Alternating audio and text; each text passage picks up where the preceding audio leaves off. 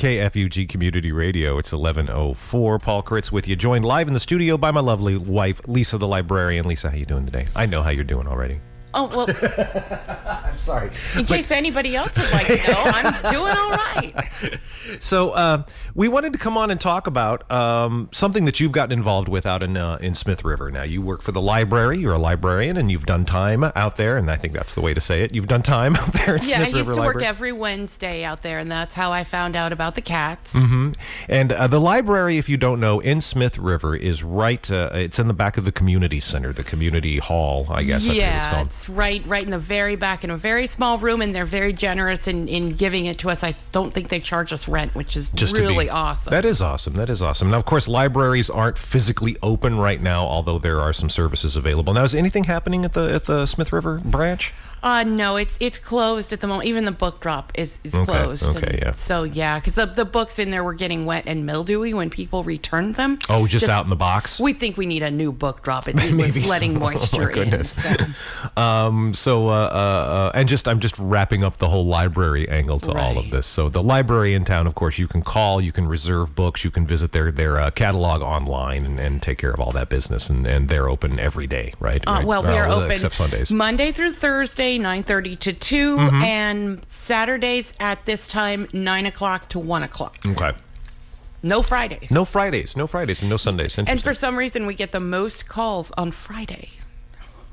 Like in the voicemail? Coming into that's kind of weird, because coming into the weekend, maybe people are going, what am I going to read this weekend? Right. That's probably it.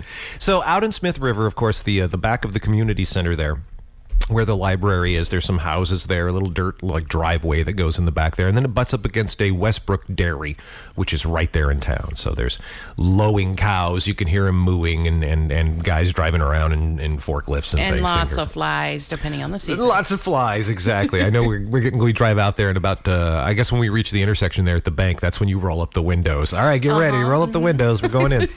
So when did you first notice the cats? Oh gosh, it must have been a year and a half ago that I first started noticing them just in general. Right. And it was about a year ago that I started actively feeding them. Really? I didn't know this. Really? Might have been.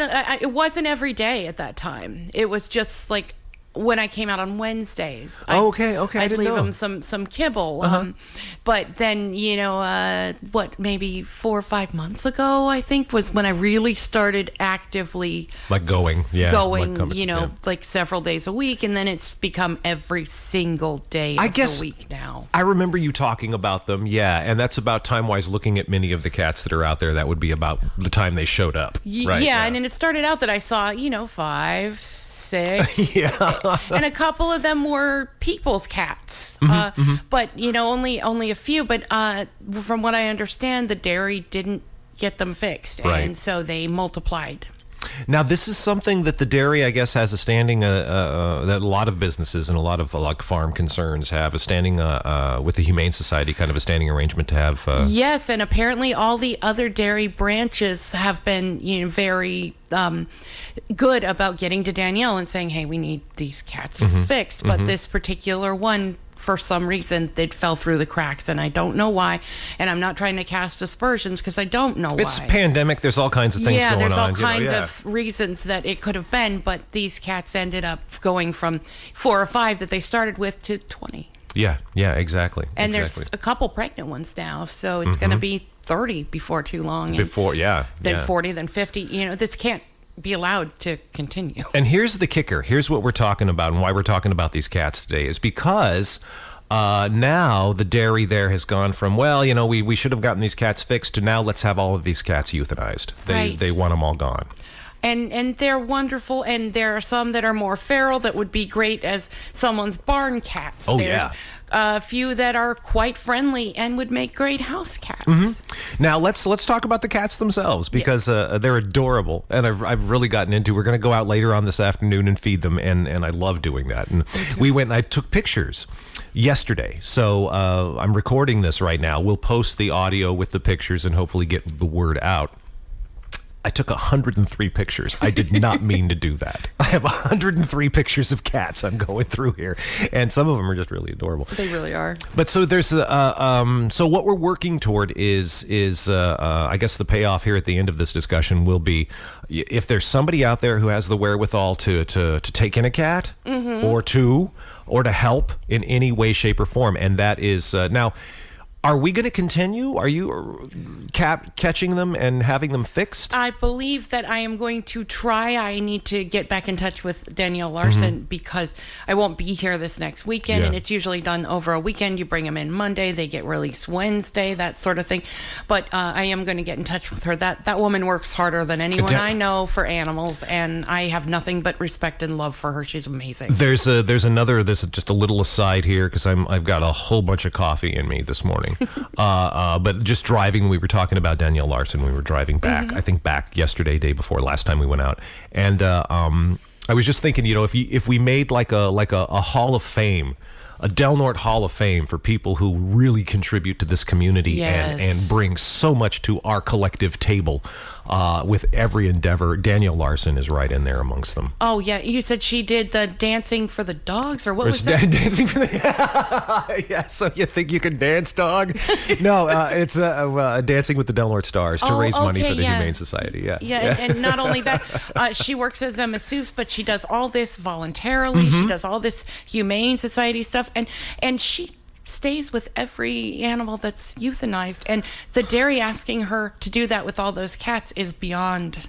I can't believe they would ask anyone to do that. Yeah, I can't imagine being that person and having the emotional ability to take that and to do that. And so once again, thank you for all you do, Danielle. And one of the things that she's been doing has been supplying humane traps for Lisa to go out there to capture these some of these cats. And I guess 4 or 5. How many have you gotten? It turns out I have 6 because I remember having to put a couple traps in my trunk because with the cat in them. I couldn't fit 6 traps in my car itself, and I felt terrible, and I apologize. I'm so sorry, you guys. It's going to be dark in here. I'll get you out as quick as I can. I know it's like being kidnapped. It's like these cats. We're in a Tarantino movie. Oh my God. So the cat. So about maybe if we're lucky. I mean, you took those 6 in. One of them was already pregnant. Yes. So that's about a quarter of the cats because we count out there. I count usually between 18, 19, and 21, 22 cats. A number of them there are houses right on that driveway back in there. A number of them live in those houses and kind of come over and blend in with the feral cats for the free food. I'm feral too. Let me have some food. I'm about, don't get me started with the feral.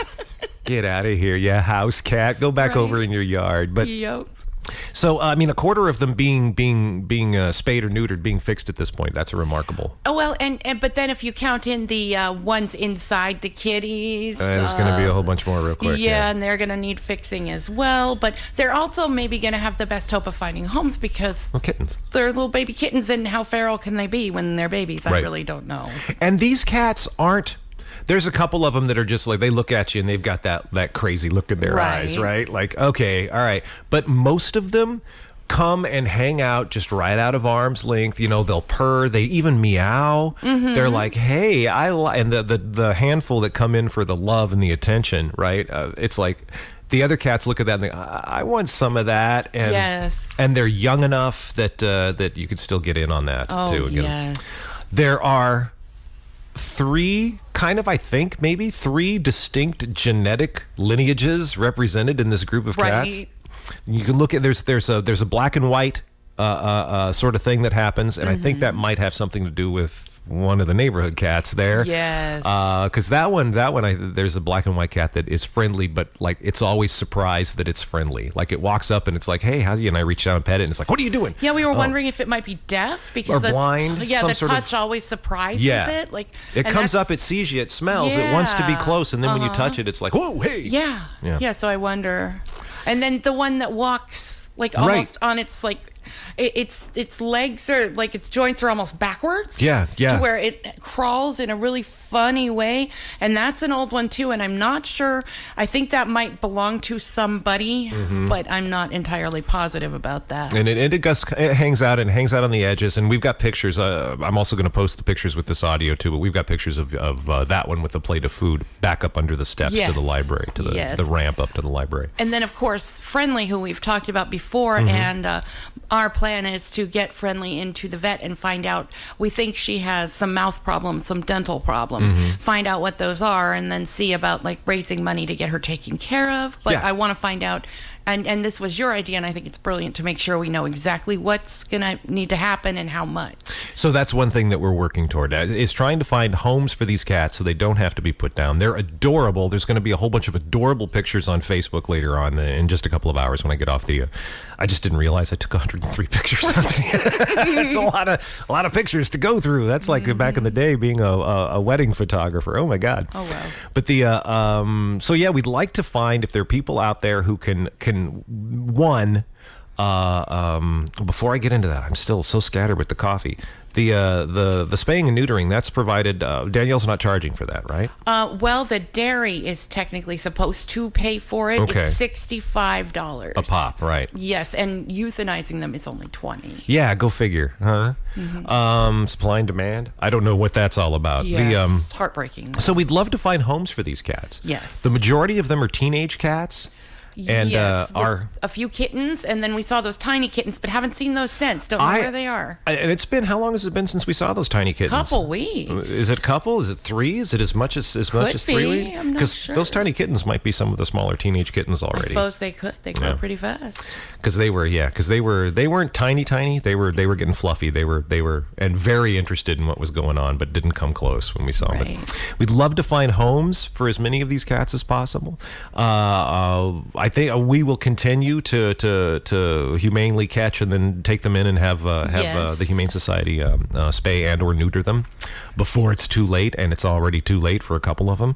And then also there is Friendly, who is and there are lots of wonderful pictures of Friendly. You'll see that. God, I love her. Friendly is an old cat. Appears to be an old female, and is I don't know.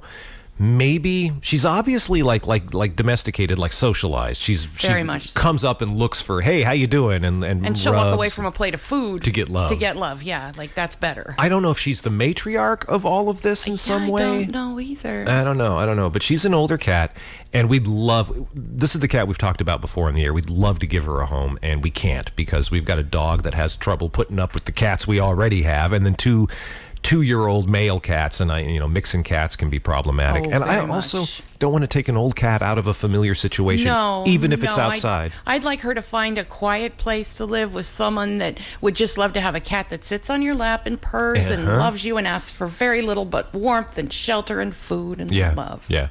So our goal with all of this, to raise awareness about this wonderful clutch of cats out there behind the community center in Smith River, but also what we're working toward is some folks have offered, because you've posted about this, and some folks have offered to give resources, whether that's a gift card to some online pet store or Walmart or something, or Parkway Feed. If you can't adopt let's keep it a cat, local, make it Parkway Feed. Yeah, right you on. can still help. Yeah, I understand a lot of people can't take a cat into their home, but you could help keep them alive and thriving until they can find homes. Because this wonderful woman, my wife, has taken it upon herself to drive out to Smith River. She doesn't work out at that library branch anymore. Nobody does. It's closed for the duration. But driving out every day to feed these cats both kibble and wet food, because like Friendly, some of the older cats need, and the pregnant cats need the nutrition and the ease of eating. So the big piles of kibble and some wet food out there, and you're doing it every day. Do you have any? I mean, how much of our money are you spending on this? So far, I believe we have spent well over $500. We have? Oh my God! I want more to show for that. I get like I was gonna make a horrible, like a cat jacket or something. No, so we're asking, for contributions to defray that cost, and we're also looking to get, although it's difficult because we tried this once before, and Friendly is not down with getting in a box or even a car. But the vet said they would prescribe a sedative. I could mash up in her food. And when she's calm, put her in the box, bring her in for her examination. And they promised it would be gentle because she's old, but it would be enough to like make her okay with it. Okay, well, yeah, and then so what we're going to do is we're going to probably this next week, not this week because there's things happening this weekend, but this next week, take her in, have her checked out. Get a bill. I don't know. We talked about a GoFundMe or something. Yeah, and they'll give us an estimate, and then we can set up a GoFundMe that seeks to, and if we were to get in excess of that, that could help pay for food. That could also help pay for veterinary care for some of the other cats. Like, oh God, the pregnant ones. Oh, I wish that there was prenatal care for them. I don't know how that works. There is, and it's you going out there with healthy wet food for them every day. That's the prenatal care. Yeah, exactly. So yeah, we don't. It really would be nice if in 2020 and everything that's happening, if we also didn't off these 20 cats. Could we do something? There's enough sad happening in the world without that too. And they're adorable. They are so cute. Look for a post all over the place on because you know all the sites and all the pages to post to on Facebook today, because there'll be dozens of cat pictures and this audio as well. There's a breed, and I don't know what it is, and I'm sure somebody out there does, but it's obviously mixed in with this. There's one of the genetic lineages has this really like a smudgy nose. And so you see in about a third. Very distinctive. It really is. It looks like they just stuck their face in something, right? And about a third of the cats have that nose. You can see, the family nose. And then the short-legged and short-tailed ones? There's a breed, and they're kind of brown, sort of tawny tabby sort of things, and mottled with white as well, but they've got like a little bit shorter legs, they're a little stockier build, and they've got these thick, stumpy tails. And they're adorable. Oh, they're so cute. I want like 6 of them, but they're maybe not 6 of them, but they really, really are cute. And I don't know my cat breeds. There's some sort of small, stocky pocket cat. I'm not sure what it is, but they're adorable out there too. They're really cute. So keep an eye out later on today for this audio and for the pictures online. And if you can help out, one thing that Lisa is very good about is transparency. Oh, very much so. I'm happy to provide receipts and proof of purchase and anything that you want in exchange for your donation, I can give you. I just want to keep these cats alive and not like lose our house or our electricity. Right, yeah. Yeah, I hope it doesn't come down to that. Right. Because then we'll just have to move all the cats in, and that's how we'll keep warm. Yeah. All right. Well, is there anything else that we want to add? We're going out there feeding the cats. There'll be pictures. Hopefully this next week we'll know something more about Friendly and what's going on with her. Her since you started going out there and feeding them, like I guess you were doing every other day for a while, and then got into the everyday. She has improved greatly. She was gaunt and sickly, and now she's got a little belly. She's got a little belly, and she's filling out. And really whatever nice. was going on, the swelling around her mouth, the dental issues, that also seems to have abated somewhat. So yeah, I think she might have been forcing herself to eat kibble in order not to starve, and it was probably really painful. Right. But one thing I do want to say is I've gotten plenty of support from people on the Crescent Critters sequel, I think it's called, group, and I just want to say thank you to everyone who has acknowledged and offered to help, and to Daniel Larson especially, who's done so much, and just anyone out there who feels generous about this, please help. It's cats, man, and they're adorable. They really, really are adorable. They're innocent. They're nothing political about them. Just cool. There's that one cat with the MAGA hat. Everybody likes cats.